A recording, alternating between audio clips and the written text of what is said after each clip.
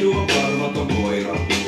Ja PP on karvaton koira. Asa vielä nuori poika, mutta siltikin karvaton koira. Mä oon karvan verran yli 30, mut silti lähes karvaton.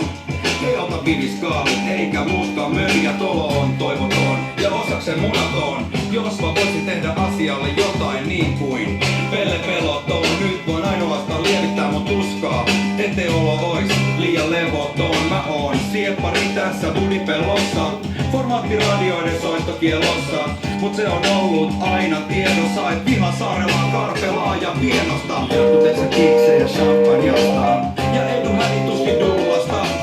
Ja tiedossa on, et aikoi sit jo flippasi. Rupes kanssa pyöri niinku flipperis. Ja mä oon karvaton koira. Ja Pekupano on